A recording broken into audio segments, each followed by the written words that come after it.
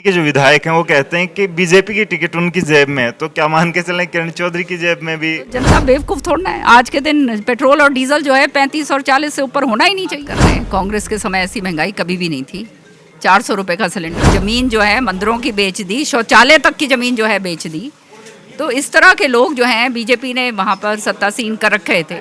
तो बीजेपी समझ गई है कि इनके जुमले और जो झूठ जो है वो लोगों के सामने आ गई है। नमस्कार दोस्तों, मैं हूं आपका दोस्त विनोद शर्मा और एक और अपडेट आपके साथ लेकर के आ गया हूं। फिलहाल मेरे साथ तो शाम से विधायिका हैं किरण चौधरी, इनसे बातचीत करेंगे। हर जगह इलेक्शन की जिस तरीके से सरगर्मियां शुरू हुई हैं, तो भिवानी में भी आज प्रेस कॉन्फ्रेंस, उससे पहले आम आदमी पार्टी का आपने देखा।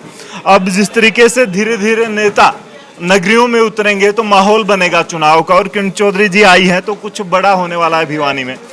आपसे बात करूंगा मैम, ये इलेक्शन होते होते 5-6 महीने लेट हो गए, कई जगह तो 12-12 महीने लेट हो गए।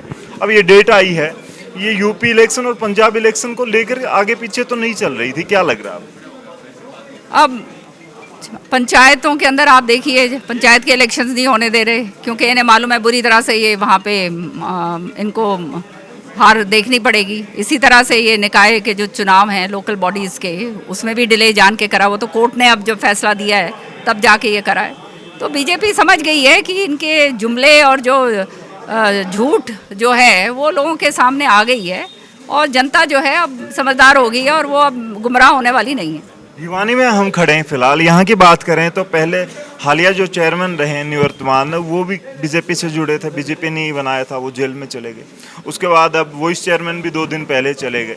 तो भिवानी में इस इलेक्शन में हालात क्या होने वाले हैं? क्या बीजेपी पर असर पड़ेगा, लगता है आपको, सत्तारूढ़ पार्टी पर? जनता सब देख रही है जिस तरह से ये व्यापक घोटाला भिवानी के अंदर हुआ है, करोड़ों रुपए का, कि ज़मीन जो है मंदिरों की बेच दी, कि ज़मीन जो है मंदिरों की बेच दी, शौचालय तक की ज़मीन जो है बेच दी। तो इस तरह के लोग जो हैं बीजेपी ने वहाँ पर सत्तासीन कर रखे थे। तो आप समझ सकते हैं कि ये जनता का नुकसान है। जनता का जो पैसा है वो हड़प गए सारा का सारा, करोड़ों अरबों रुपए जो हैं वो खा गए हैं।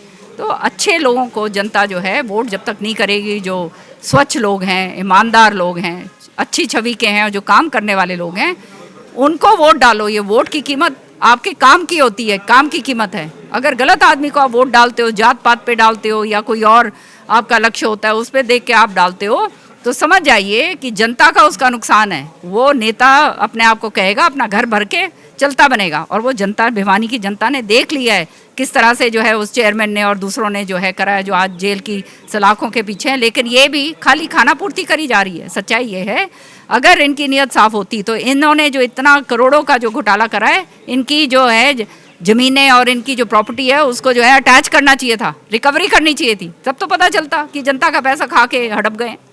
बात करें, महंगाई का मुद्दा काफ़ी रहा, आप लोग भी आवाज़ उठाते रहे। कुछ दिन पहले पेट्रोल, डीजल और रसोई गैस के दाम घटा दिए गए, उस चीज़ का असर पड़ने वाला है। और इसको कितना अंतर देखते हैं? आम आदमी की जेब पर थोड़ा असर पड़ेगा, इसका फ़ायदा होगा, या क्या मानती हैं? कांग्रेस की महंगाई दर उस टाइम थी और अब बीजेपी जिस तरीके से है, तो कांग्रेस अब भी आ रही है। क्या बात कर रहे हैं? कांग्रेस के समय ऐसी महंगाई कभी भी नहीं थी।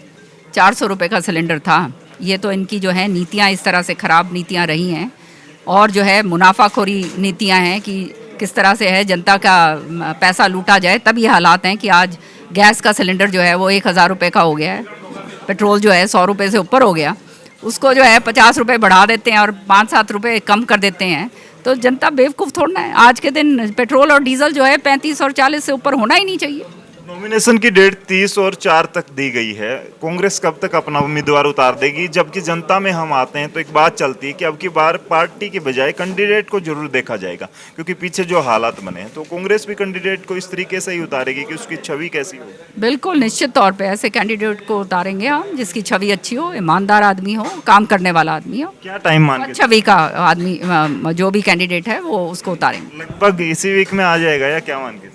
अब 4 तारीख तो लास्ट डेट है, उससे पहले तो आएगा ही। घुमा रही है मैडम। बात करें, पैरावर में एक आपने देखा, एक सभा हुई, लोग इकट्ठे हुए, वहाँ से अरविंद शर्मा जी जो सांसद हैं, सत्तारूढ़ पार्टी के लोग बोलने लगे हैं अपनी पार्टी के खिलाफ। तो अब कैसा लगता है, क्या लगता है, समय बदलाव वाला आ गया है या फिर क्या लग रहा है, उनकी महत्वाकांक्षाएं? जनता के सामने इनकी असलियत सारी आ गई है। चाहे ये रोहतक के सांसद हों या गुड़गांव के सांसद हों, ये दूसरे सांसद हों, सारे के सारे ये बोलने शुरू हो गए हैं क्योंकि उनको सबको नज़र आ रहा है, सामने हार नज़र आ रही है और जो असलियत है बीजेपी की वो ये उजागर कर रहे हैं। तो ये जब ये बात शुरू हो जाती है तो आप समझ सकते हो पतन के रास्ते के ऊपर बीजेपी है। भिवानी में लास्ट 2 पॉइंट आपसे पूछ लेता हूँ मैम, चुनाव के क्या कारण रहते हैं, लास्ट 2 पॉइंट जिन पे वोट पड़ने वाला है, भिवानी की जनता वोट डाले? भिवानी की जनता त्रस्त हो चुकी है पूरी तरह से। हमारे पास ना बिजली है ना पानी है। जो श्रुति ने और मैंने काम करवाया था सीवर का और पानी का, इतना ज़बरदस्त काम करवाया था, वो सारा का सारा उसकी 8 साल के अंदर मेंटेनेंस तक नहीं हुई। करोड़ों रुपए का काम करवाया था, आज उसकी मेंटेनेंस तक नहीं कर पाए। नई बात तो आप छोड़ दीजिए। तो ये सारी चीज़ मुद्दे जो हैं, महंगाई का मुद्दा है और ये सारे मुद्दे इफेक्ट करेंगे कौन अच्छा कैंडिडेट है, कौन काम करने वाला आदमी है। ये सारे मुद्दे जो है जनता, मैं समझती हूँ इस बारी बहुत सोच समझ के वोट का अपना प्रयोग करेगी क्योंकि ये वोट के ज़रिए जनता का फ़ायदा होगा। मैं तो ये कहती हूँ अच्छा आदमी आएगा, काम करने वाला आएगा तो वो जनता का फ़ायदा होगा और जनता को अपना फ़ायदा चाहिए तो अच्छे आदमी को आगे लेकर आएंगे। 30 और 31 को बात चल रही थी, आपका भी एक मंथन शिविर होने वाला था कांग्रेस का, वो टाल दिया गया है, पोस्टपोन कर दिया गया है। तो चुनाव के लिए कितनी कमर कस चुकी है कि इसके लिए चुनाव के लिए स्पेशल किया जा रहा है और कितना एक्टिव मानती है कांग्रेस, यूँ मानती है कितना मात दे पाएगी कांग्रेस? कल हमारे, आपको मैंने बताया जैसे सीनियर नेताओं की हमारे प्रभारी जी के साथ कल मीटिंग है, उसके अंदर सारी मापदंड और सारा कुछ कौन कैसे क्या होगा वो तय करा जाएगा और कांग्रेस पार्टी पूरी तरह से अपने दमखम के साथ जो है उतरेगी। और मेरे को तो जनता से यही अपेक्षा है कि अच्छे कैंडिडेट्स को आगे लेकर आओ। कांग्रेस पार्टी ही एक ऐसी पार्टी है जो आपके लिए काम करती है और काम करेगी और ये जनता को समझ आना चाहिए 36 बरादरी की पार्टी है, किसी एक की नहीं है। कोई इसके अंदर जो है, हम जो बोलेंगे वो हम करेंगे। श्रुति चौधरी को कार्यवाहक अध्यक्ष बनाया गया है, उससे कद बना है भिवानी का, क्या मानती हैं कद बढ़ा है बंसीलाल परिवार का कांग्रेस में? निश्चित तौर पे भिवानी के लिए एक बहुत बड़ा मान सम्मान की बात है क्योंकि कार्यकारिणी अध्यक्ष बनना कोई छोटी बात नहीं होती, आप जानते हैं।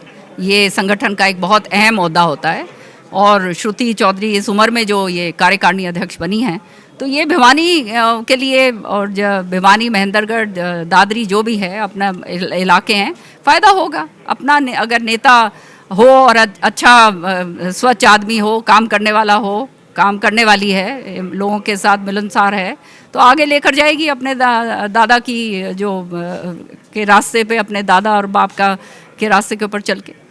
हम बात करें भिवानी के जो विधायक हैं वो कहते हैं कि बीजेपी की टिकट उनकी जेब में है, तो क्या मान के चलें किरण चौधरी की जेब में भी टिकट है भिवानी की, या फिर कैसे फैसला होने वाला है? कोई मेरी जेब में कोई टिकट नहीं है किसी की।